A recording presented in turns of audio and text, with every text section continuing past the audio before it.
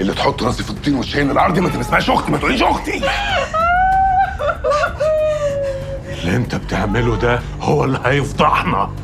احنا عايزين نخلص من الكارثه السوداء دي. عايز تخلص منها ملهاش غير حل واحد، البنت دي تموت وتدفن بعرها بس. ايه يا اخي، انت ما بتفكرش غير في الدم وبس.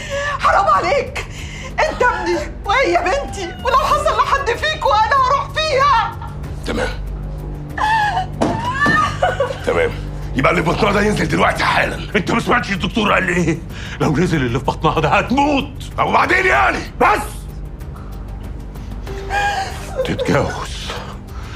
لا عمل كده يتجوزها. ما هي خلصانه هي ومش راضيه تنطق ومش نازل عليها غير العياط. سير علي، هو ده الحل الوحيد عشان نخلص من المصيبه السوداء اللي احنا فيها دي.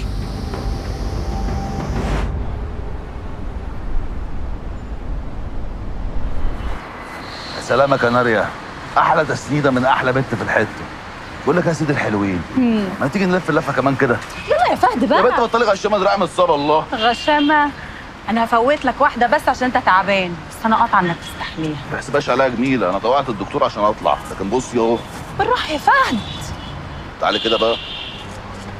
فتح عليمه رزاقه كريم. دي مقابلة؟ ده بدل ما تشكرني اني جاي اطمن عليك واعمل الواجب. واجبك وصل. طب وربنا انا عارف ان انت هتظلمني.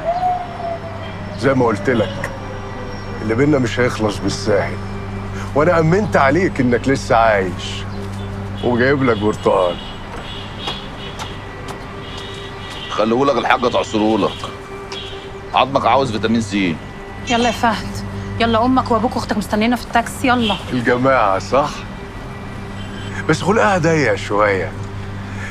ما شاء الله عرفت تنقي. هي دي برضه مش بنت شوقي؟ خليك معايا يا صاحبي، خليك معايا وما تحلوش بدل ما اطلعك من هنا على المشرحه. بركة اني اطمنت عليك. برتقال؟ يلا يا فهد يلا.